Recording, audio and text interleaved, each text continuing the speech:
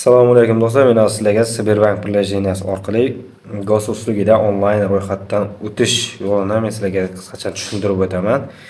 Ko'pchilik onlayn qanday ro'yxatdan o'tishni bilmayapti ekan. MFS yana bir joylarga borib vaqtini o'zini qimmatli bo'lgan vaqtini yo'qotyapti. Yana ozgina xarajat ham ketadi uyga bordi keldilarga. Men shuni sizlarga onlayn qilishni yo'lini o'rgataman. Agar sizlarda Sberbank birlashmalari bo'lsa, Sberbank men boshqa qanaqadir bank bo'lsa, rossiyskiy bankka sizlarning nominglarga ro'yxatdan o'tgan. O'sha orqali registratsiya qilishni o'rgataman. Buning uchun Sberbankka kirasizlar va poyst joyiga registratsiya gaz uslugi deb yozasizlar. O'sha yerda chiqadi va chiqqandan keyin registratsiya qilayotganda sizlardan SNILS raqam so'raydi. SNILS raqamni hammanglar juda yaxshi bilasizlar. Qaysidir ish beruvchi bilan shartnoma tuzganlaringda o'sha sizlarga SNILS raqami ochib beradi. SNILSni kiritganlaringdan so'ng sizlardan akkaunt Gmail pochta kiritishni ham so'raydi. Gmail pochta kiritganinglardan so'ng sizlarga SNILS kiritgandan keyin qisqa raqamida 0924 raqamidan sizlarga hozir SMS screenshotini qo'yaman. Mana shu raqamdan sizlarga kod keladi. Bizga mana shu da necha ham kodni qaytarib jo'nat degan, o'sha kodni qaytarib jo'natganingizdan so'ng sizlarga endi email kirit degan oyna chiqadi va o'sha yerga o'zingizlardagi telefoninglardagi bor bo'lgan email pochtani kiritasizlar. Email pochtani kiritganingizdan so'ng sizlarning Gmail akkaunt Gmail deb gaz uslugi akkauntlar подтверждённый bo'ladi, ya'ni yashil bitishga chiqadi. Endi nima qilamiz подтверждённый bo'lgandan keyin? Yana bir gapni aytishni unutdim. Sizlar o'sha gaz uslugi подтверждённый bo'lgandan keyin sizlarga SMS keladi. O'sha gaz uslugi lishni kabinetinglarga kirish uchun bir martalik parol keladi. O'sha parolni gaz uslugi birlashmasiga yuklaysizlarda SNILS bo'yi tepadagi login joyiga SNILSmi, telefon raqammi yoki o'sha Gmailni yozasizlar. Parol degan joyga o'sha bir martalik parol yozasizlar. Keyin o'sha parolingizni almashtirib olasizlar. O'sha parol orqali bir marta o'sha lishni kabinetinglarga kirasizlar. Kirganinglardan so'ng u yerda bemalol zaявление hozir men sizlarga aytib o'taman. SIM karta o'zingizlardagi SIM kartani aktiv qilish uchun zaявление topshirasizlar.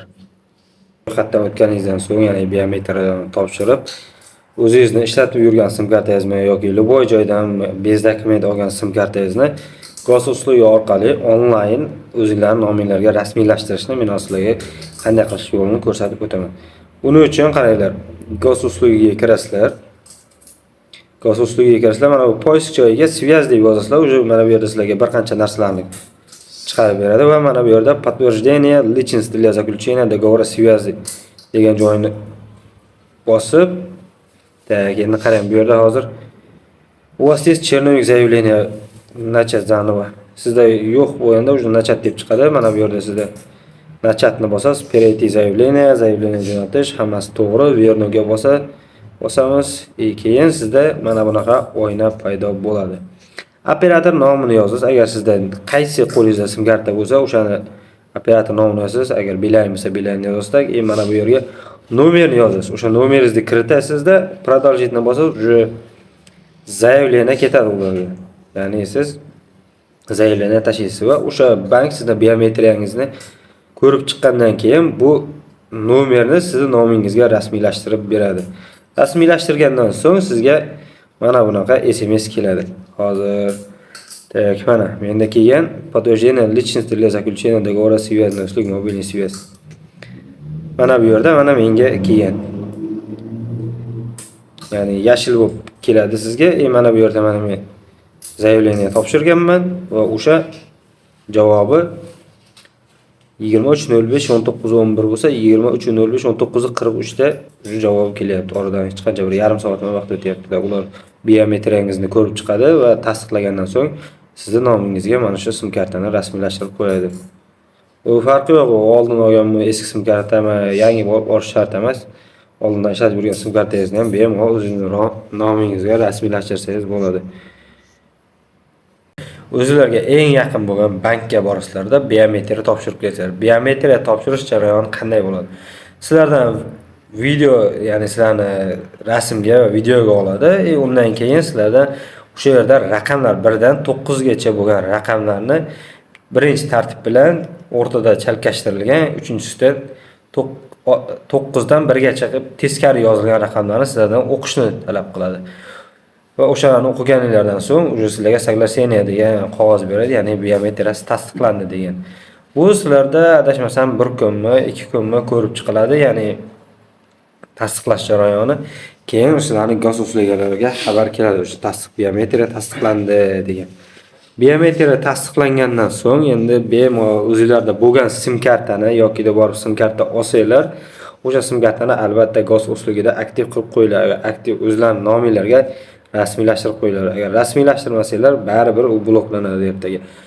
Qanday rasmiylashtiraman desanglar, hozir men sizlarga o'shani ham video davomida ko'rsatib o'taman. U yerda nafaqat sim karta yoki o'zimizda bilasizlar, my.gov.uz prilojeniyamiz bor. Xuddi o'shanga o'xshab bu ham Rossiyaning mana shunaqa prilojeniyasi. O'zingizlarga kerak bo'ladigan barcha xullas davlatning nima dokumentlari nima bo'lsa, xullas hammasiga onlayn zaявление topshirsanglar bo'ladi. O'sha yerda prava uchun ham, ya'ni va detskiy mensiy oila, xullas hamma narsasi bor.